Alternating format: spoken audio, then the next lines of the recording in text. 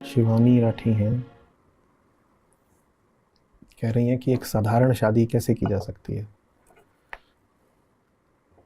भारी भरकम शादियों से तो सब वाकिफ़ हैं, लेकिन शादी का साधारण रूप कैसा होना चाहिए। आपने एक दिन कहा था कि शादी तो ऐसी हो कि तुम्हें खुद ही याद ना हो कि आज तुम्हारी शादी है।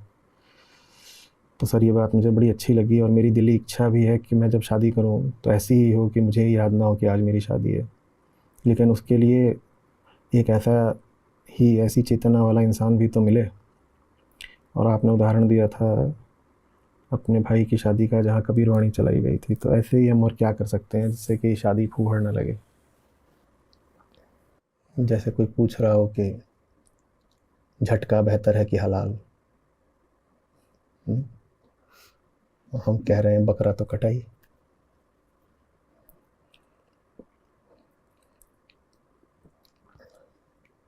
मुझे समझ में नहीं आई ये चीज़ कभी। आप पूछ रही हैं, आप जिस भावना से पूछ रही हैं मैं उसका उत्तर दे दूँगा, लेकिन मेरा दायित्व है कि मैं थोड़ा व्यापक भी कुछ और समझाऊँ।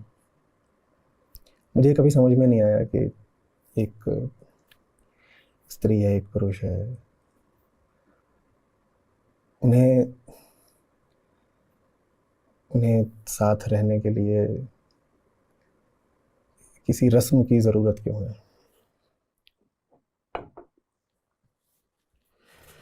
मैं तो पूछा करता था कि जो आपके लड़कों से पूछता था कि हमारे जो दोस्त होते हैं, मेल फ्रेंड्स, तो फिर उनके साथ रहने के लिए भी कोई सामाजिक या धार्मिक लाइसेंस लगना चाहिए। हुँ? तो ये जो चीज़ है ना, अब आपको जो करना हो आप करेंगे, और कैसे करना चाहिए साधारण तरीके से विवाह, उस पर भी बोल दूँगा। और आपने एक मुद्दा छेड़ा है तो मुझे मौका मिल गया है कुछ और बोलने का।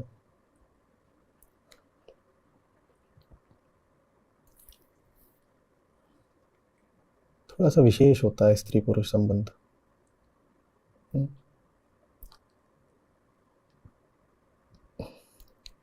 अब उसमें हम कहते हैं हमें प्रेम है, बहुत निजी बात है, बहुत निजी बात है। पुरुष-पुरुष संबंध या महिला-महिला संबंध उतना निजी नहीं होता। नहीं होता ना। आप अपने कोई पुरुष है, वो अपने पुरुष मित्र के साथ घूम रहा है, साधारण दोस्त के साथ, वो एकांत नहीं तलाशेगा। उसमें निजता की कोई बात नहीं है। तो ठीक है, वो अपना सड़क पे भी धूम मचाएँगे, चिल्ला के एक दूसरे से बात करेंगे। 5 लोग और सुनते हो तो सुनें। पर स्त्री-पुरुष का जब संबंध होता है तो उसमें एक आंतरिकता होती है। आप उसमें नहीं चाहते कि मामला सार्वजनिक हो। आप अपने पुरुष मित्र या महिला मित्र से मिलने जब जाओगे, विपरीत लिंगी मित्र जो है आपका उससे, तो आप थोड़ा-सा कहीं अगर पार्क में भी बैठोगे तो कोने में बैठोगे। बात भी करोगे तो लाउड स्पीकर लगा के नहीं करोगे। कुछ अमर्यादित सा लगता है, कुछ गरिमाहीन सा लगता है अगर इसमें चीज़ें सार्वजनिक हो जाएँ। और मुझे इसमें बड़ी सार्वजनिक बात तो यही लगती थी कि मैं किसी को बताऊँ ही क्यों? समाज का, कानून का या धर्म का लोकस स्टैंडाई क्या है इसमें? तुम होते कौन हो कि मैं तुमको कुछ भी बताऊँ? और तुम सिर्फ़ यही नहीं चाह रहे कि तुम्हें बताऊँ, तुम तो ये चाह रहे हो कि मैं बाकायदा तुमसे प्रार्थना करूँ कि मेरे रिश्ते को स्वीकृति दे दो। Kindly sanction my relationship. हुँ? जो चीज़ जानने का भी तुम्हारा हक नहीं है, तुम उसमें जानना भी चाहते हो और चौधरी भी बनना चाहते हो। और तुम ये अधिकार भी ले लेना चाहते हो कि तुम चाहो तो मना कर दो कि ये रिश्ता हो नहीं सकता। तुम हो कौन? हुँ? मैं क्यों कह रहा हूँ? मैं इसलिए कह रहा हूँ क्योंकि जो आप शादियों में धूम-धाम करते हो ना, वो एक तरीके से समाज और धर्म की अनुमति लेने का पूरा वो गाजा-बाजा है।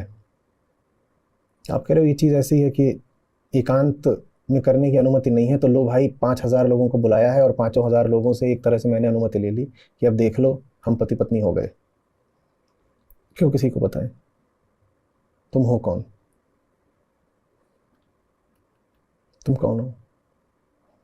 सरकार टैक्स लेती है, हम दे देंगे। समाज के और नियम कायदे हैं उनको मान लेंगे। मेरे दिल में समाज थोड़ी घुसा चला आएगा, मेरे घर के अंदर समाज थोड़ी घुसा चला आएगा। हाँ, जब हम सड़क पे निकलेंगे तो जो समाज के कायदे हैं उनका पालन करेंगे। लाल बत्ती कहीं पर है तो हम गाड़ी रोक देंगे।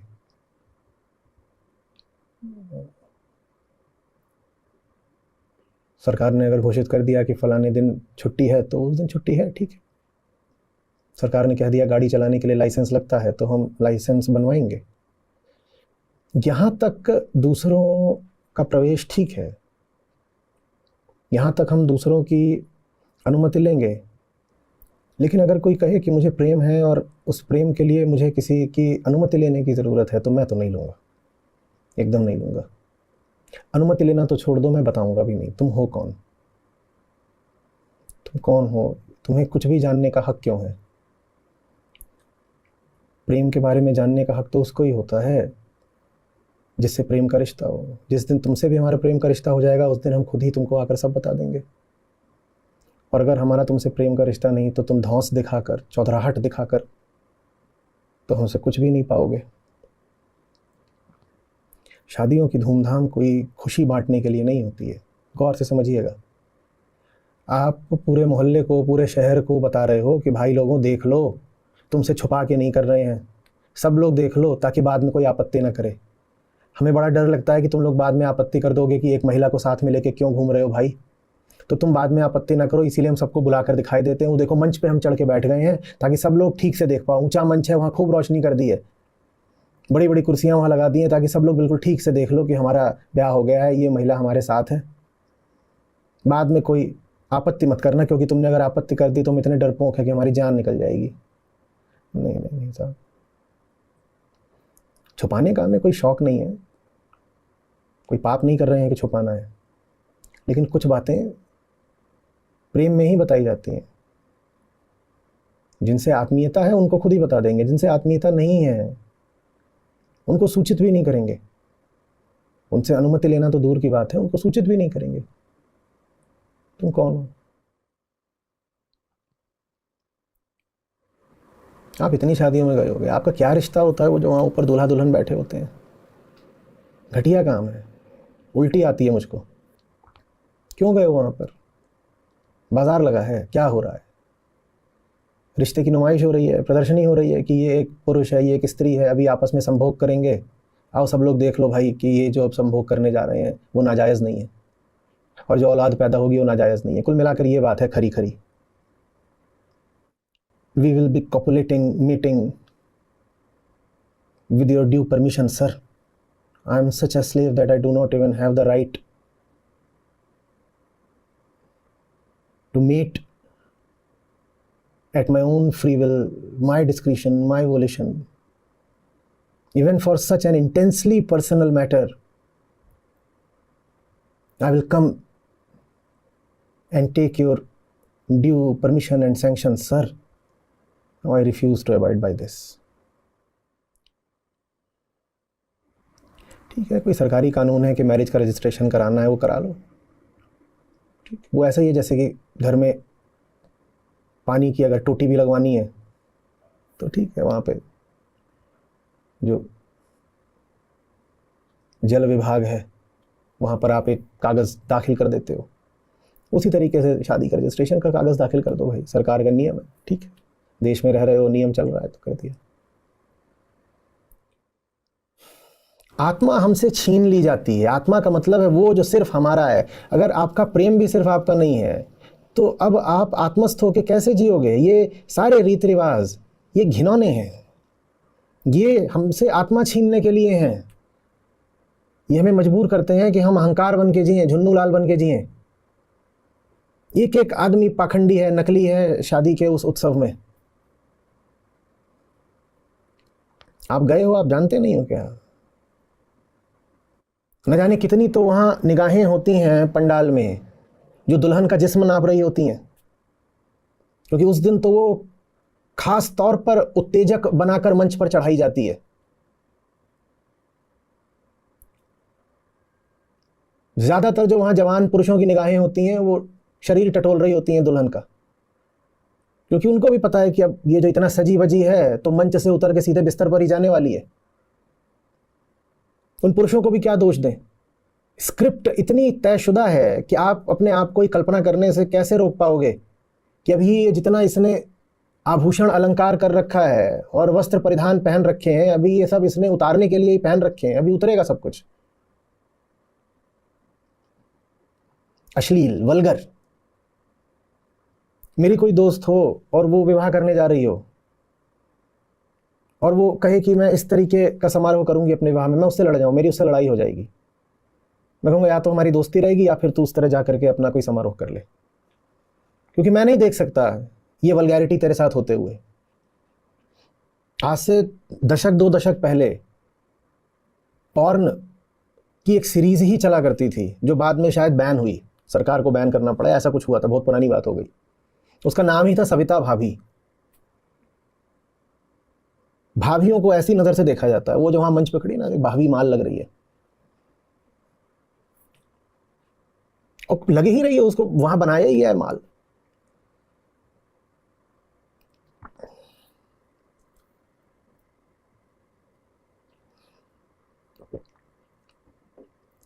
ये जो ब्राइडल मेकअप करते हैं उनसे आगे पूछिए, वो कहेंगे ब्राइडल में जो चीज़ बहुत तेज़ी से उभर के आ रही है वो है बिकिनी वैक्सिंग। एक एक पुरुष ये सब बातें जानता है, बच्चे जानते हैं, टीनेजर जानते हैं। मैं तो 20 साल पहले की बात कर रहा हूँ, अब तो सोशल मीडिया ने चीज़ें पता नहीं कहाँ पहुँचा दी होंगी। भाभी अपने आप में एक पॉर्न कैटेगरी। भाभी मेरी तो कह रहा हूँ ना, दोस्त हो, बहन हो, भांजी हो, भतीजी हो, मैं तो उसे कभी ना करने दूँ ये सब। झुन्नुओं की ये दुनिया, जानवर जैसे लोग, हम इनको हक दें अपनी निजी ज़िंदगी के बारे में अश्लील कल्पनाएं करने का? और ये लोग ऐसे हैं कि किसी को भी सिर्फ ये देह की तरह ही देखते हैं, क्योंकि खुद ये देह बनकर जीते हैं, बॉडी आइडेंटिफाइड मोरॉन्स। ये क्या है? अहम देहास्मि, हम देह हैं, तो इनके सामने कोई भी आता है वो देह ही होता है।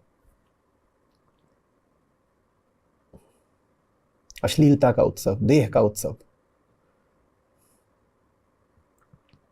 मैंने पूछा था, मैंने कहा बड़े उत्सव तब क्यों नहीं करते हो जब चेतना के तल पर कोई ऊंचे काम करते हो। चेतना की उदाहरण के लिए एक बीमारी है डर। कोई बड़ा डर हो आपके जीवन में, आपने उस डर को जीत लिया, अब आप बड़ी भारी पार्टी दीजिए ना, लगाइए पंडाल, वो बैंकेट हॉल बुक करिए और दीजिए ना बड़ी पार्टी। शादियों में क्यों बड़ी पार्टी दे रहे हो? झुन्नुओं को बुला करके देह उत्सव मनाना है। जिस दिन आप अपना पहला आर्टिकल लिखें, पोएम लिखें, जिस दिन आप अपनी किताब पूरी करें पहली, उस दिन दीजिए ना 1000 लोगों को पार्टी। आप पहाड़ पे चढ़ने से डरते थे, आपने ट्रैकिंग कर डाली। आप पानी में कूदने से डरते थे, आपने स्विमिंग सीख ली। ये चीज़ें हैं जहां हमने अपनी चेतना को चुनौती दी और जहां भारी उत्सव मनाया जाना चाहिए। वहां तो हम कुछ करते नहीं है। देखो, समझो, प्रेम का मामला बहुत महीन होता है।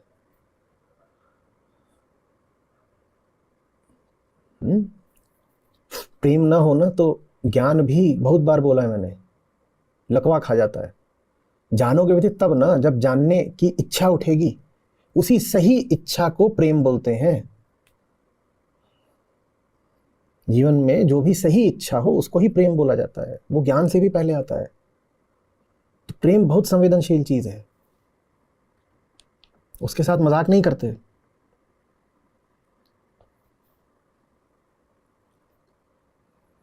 जिसने अपना प्रेम का मामला खराब कर लिया उसका अब कुछ भी ठीक नहीं चलेगा। प्रेम के नाम पर आप जीवन में समाज को ले आए, अब क्या करोगे? जीवन ही खराब कर लिया पूरा, कुछ नहीं बचा। मत लगाओ अपनी नुमाइश भाई, ये बहुत गंदे लोग हैं। बोला तो ये हैं सब वही बॉडी आइडेंटिफाइड लोग हैं, सबको ये एक्सरे वाली निगाहों से ही देखते हैं। एआई को लेकर के जो कई खतरे बताए जा रहे हैं उसमें से एक खतरा ये भी तो है कि आपने यूं ही जो अपनी तस्वीरें या वीडियो सोशल मीडिया पर डाल दिए थे उसको लेकर के एआई सीधे आपके कपड़े उतार देगा। वो एआई किसने बनाया? इन्हीं झुन्नुओं ने ही तो बनाया। माने एआई का वो इस्तेमाल किसने किया? इन्हीं लोगों ने किया। इनकी सिर्फ एक चीज में रुचि है, किसी की देह मिल जाए, क्योंकि ये खुद देह हैं। खुद जानवर है ना, इनकी रुचि बस किसी की देह पाने में है। इनकी आंखें बस जिस्म तलाश रही होती हैं, और जब नहीं मिलता तो फिर उसके लिए फिर फ़ोटो की मॉर्फिंग कर दो, उल्टी पुल्टी एडिटिंग करके कुछ कर दो, तमाम इसमें लोग शिकार होते हैं, महिलाएं खासकर। और एआई के बाद तो कोई सीमा ही नहीं है कि क्या करा जा सकता है। ट्विटर पे, और ट्विटर नहीं, इंस्टाग्राम पे और यूट्यूब पर कुछ डेडिकेटेड प्रोफाइल्स हैं जो मुझे लेके मेरी ही आवाज़ में अश्लील कंटेंट एक के बाद एक डाल रहे हैं। पहले उन्होंने ये काम सिर्फ तस्वीरों के साथ करा कि तस्वीरें ले ली, तस्वीर में कुछ जोड़ के, कुछ घटा के, कुछ इधर करके, कुछ उधर करके, कुछ लगा दिया, चलो तस्वीर तक कोई बात नहीं, कौन बोले। अब तो उन्होंने सीधे आवाज़ को ही उल्टा पुल्टा करना शुरू कर दिया है। और उल्टा पुल्टा माने क्या? उल्टा पुल्टा माने ये नहीं कि कुछ और, बस सेक्स, कि आचार्य जी सेक्स पर बोल रहे हैं। इन्हें नहीं सेक्स के अलावा कुछ दिखाई देता। आपका विवाह समारोह इनके लिए एक सेक्सुअल इवेंट ही है। देखते नहीं है ये, शादियों में आते हैं तो क्या करते हैं, बाहर गाड़ी खड़ी करेंगे, उस पर चार खड़े होकर के लफंगाई कर रहे होंगे। कोई बहुत मर्यादा का, शालीनता का, चेतना का उत्सव होता है क्या ये सब? फूहड़ता, अमर्यादा, अश्लीलता, यही सब तो है।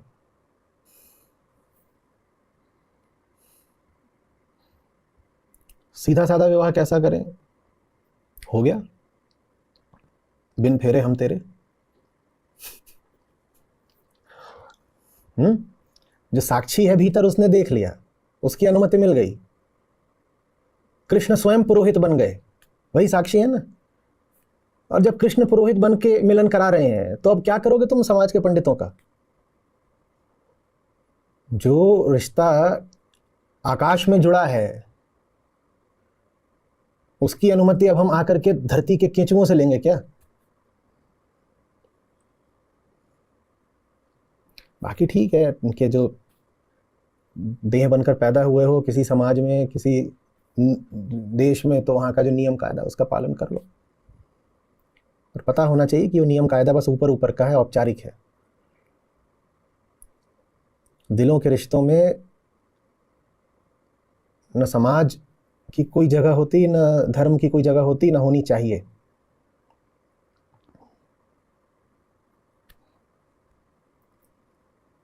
इन दो के साथ बस जिस तीसरे की जगह होती है उसका नाम बताया था कृष्ण। हम दो हैं और हमारा वो साक्षी तीसरा, और हम तीन पर्याप्त हैं, किसी चौथे की जरूरत नहीं है। उस दिन बोला था ना मैंने, ट्रू लव इन्वॉल्व्स थ्री, हम, तुम और सत्य, और हम तीन पर्याप्त हैं। अब आप श्रीमद् भगवद गीता के साथ हैं तो आप कह सकते हैं हम, तुम और कृष्ण, बस हो गया, पर्याप्त है। श्वेता हैं, कनाडा में रहती हैं, कह रही हैं यहाँ की शिक्षा व्यवस्था में सेक्स एजुकेशन पहली क्लास से ही पढ़ाना शुरू कर देते हैं, तो मैं अपनी बेटी को यहाँ के माहौल से कैसे बचाऊँ? यहाँ के टीनेजर्स में बोध और विजडम वगैरह नहीं है, सरेआम किस करते रहते हैं, तो इस माहौल से कैसे बचें? ये दो अलग अलग मुद्दे हैं। सेक्स एजुकेशन दी जा रही है वो एक बात है, और विजडम एजुकेशन नहीं दी जा रही है दूसरी बात है। दोनों चीज़ों को गुत्थम गुत्था मत करिए, कन्फ्लेट मत करिए। सेक्स एजुकेशन पहली क्लास से दी जा रही है, बहुत अच्छी बात है, आप डर काहे को रही हैं इसमें? ज्ञान ही तो दिया जा रहा है, ज्ञान किसी के लिए बुरा होता है क्या? नहीं तो वही बताना है क्या बेटी को कि वो पूछेगी मैं कहाँ से आई, तो बोलेंगी कि एक दिन मैं बाग में भ्रमण को गई थी तो वहाँ गुलाब के फूल की एक पंखुड़ी पर ओस की एक बूंद पड़ी हुई थी, मैंने उस ओस की बूंद को चूम लिया तो तू पैदा हो गई। इस तरह के उत्तर दिए जाते हैं। क्यों, क्या ज़रूरी है? सेक्स एजुकेशन अच्छी बात है, शरीर के बारे में कुछ बात बताई जा रही है, उसमें क्या हो गया? संस्कृति को खतरा पैदा हो गया, क्या हो गया? हाँ, विजडम एजुकेशन नहीं दी जा रही है ये गलत बात है, सेक्स एजुकेशन दी जा रही है ये अच्छी ही बात है। और भारत में अगर नहीं दी जा रही तो आप घर में दीजिए। ऐसी क्या उसमें चीज़ है कि हम बिल्कुल खौफजदा हो जाते हैं कि हाय राम कैसे बता दूं, कैसे क्या बता दूं? कुछ नहीं, जैसे आँख है, नाक है, शरीर है, वैसे ही है, क्रियाएं हैं सब शरीर की। आदमी सांस लेता है, खाता है, वैसे ही प्रजनन होता है, सब शारीरिक क्रियाएं हैं। उसमें इतना क्या हमें हैरत हो रही है कि हम नहीं बता सकते? ज्ञान है भाई, ज्ञान। लेकिन अगर वहाँ के एजुकेशन सिस्टम में लाइफ एजुकेशन, विजडम एजुकेशन नहीं है तो ये एक कमी है, और ये बड़ी कमी है। हम कुछ नहीं कर सकते। हम एजुकेशन मिनिस्टर तो है नहीं कनाडा कि वहाँ जाके बदल दें। तो हम क्या करेंगे? हम वो एजुकेशन घर में देंगे। सेक्स एजुकेशन स्कूल वालों ने दे दी, बहुत अच्छा कर दिया। विजडम एजुकेशन हम घर में दे देंगे, तो आप उसको घर में पढ़ाइए। किसी ने पूछा था एक बार, तो मैंने 4-5 बच्चों की किताबों के नाम भी बता दिए थे। Hitopadesha, Panchatantra, Aesop's fables, Alice in Wonderland, और भी बहुत सारी। आप बस ये कर लीजिए कि 50 best books for kids under the age of 8 और 10 आ जाएंगी। वो आप सब मंगा लीजिए, पहले खुद पढ़ लीजिए, उसमें से जो सही लगे वो बच्चे को दे दीजिए, उसके साथ बैठ के पढ़ा करिए, बड़ा मज़ा आएगा।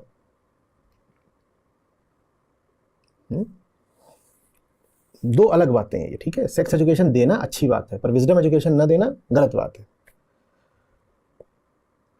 और आप काफ़ी स्कैंडलाइज्ड लग रही हैं कि यहाँ के टीनेजर्स तो सरेआम किस करते रहते हैं।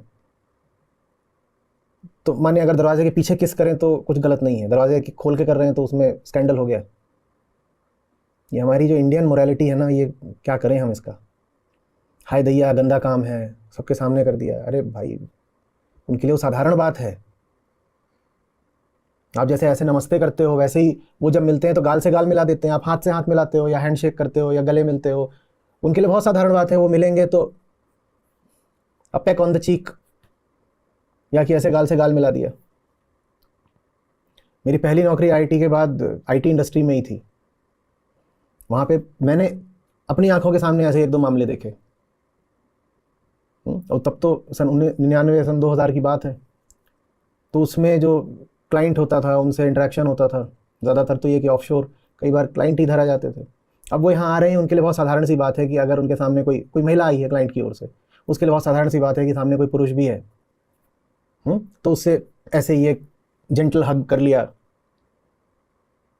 या चीक टू चीक कर लिया। और जो हमारे दीवाने होते थे, उनके अफसाने शुरू हो जाते थे। वो कहते थे वो मुझ पे मर मिटी है, मन ही मन मुझे अपना पति मान चुकी है। क्यों? बोला उसने मेरे अब गाल से अपने गाल का स्पर्श किया। मैं अच्छी तरह जानता हूं, ये सत्यवान सावित्री का किस्सा है। बेइंतहा मुझसे वो प्यार करती है, और ये राज वो किसी को बताया नहीं रही है। मैं बोल रहा हूं, दिल ही दिल वो मुझे अपना पति मान चुकी है। भाई कुछ भी नहीं है, काहे के लिए इतना उत्तेजित हो रहे हो? हुआ था एक बार, वो आए तो उनका कल्चरल सेंसिटाइजेशन होने लगा। तो उसमें वही बात बोली गई कि इंडिया में ये पीडीए नहीं चलता, पब्लिक डिस्प्ले ऑफ अफेक्शन। तो उनको बोला गया कि इंडियंस डोंट किस। तो बेचारी पूछती है, ओह दे जस्ट फक। उसको समझ भी नहीं है। यही तो है, उनकी किसिंग को देख करके हम इतने स्कैंडलाइज्ड रहते हैं, और जनसंख्या वृद्धि की दर सबसे ज़्यादा हमारी है। क्यों भाई?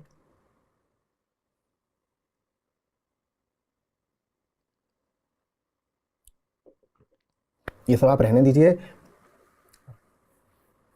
बेटी को आप भीतर से मजबूत और सेहतमंद बनाइए। उसके बाद किसिंग होगी कि नहीं होगी आप छोड़ दीजिए। एक परिपक्व चेतना ये सब फैसले खुद करना जानती है। माँ को नहीं बताना पड़ेगा कि बेटी किस करना है कि नहीं करना है, कि क्या है, वो देख लेगी। आपका काम है कि जो उच्चतम बोध साहित्य है वो बेटी तक लेकर आए, माँ का अपना फर्ज निभाएं। धीरे धीरे जब वो समझने लगेगी तो एक समय ऐसा भी आएगा जब उसे आप गीता सत्रों से भी जोड़ सकती हैं।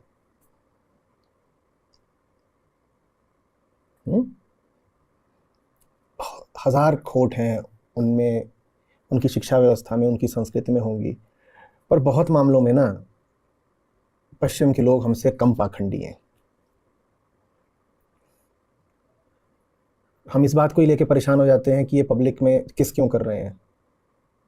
लेकिन अगर उन्हें सेक्स चाहिए होता है तो बोल देते हैं कि सेक्स की बात है। हमारी तरह वो प्रेम का नाटक नहीं करते।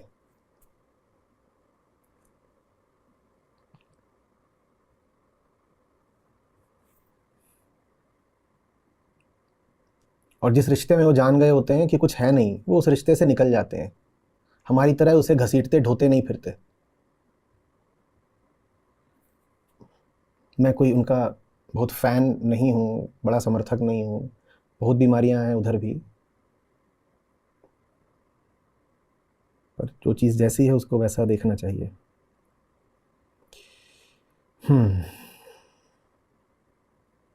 बस हो गया।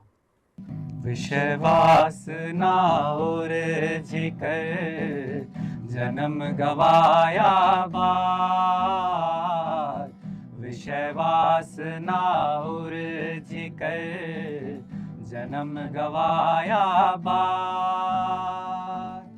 अब पछतावा क्या करे, निज करनी कर याद रे साधो, निज करनी कर याद। माया मरी न मन मरा, मर मर गया शरीर। माया मरी न मन मरा, मर मर गया शरीर। आशा तृष्णा ना मरी, कह गए दास कबीर रे साधो, कह गए दास कबीर।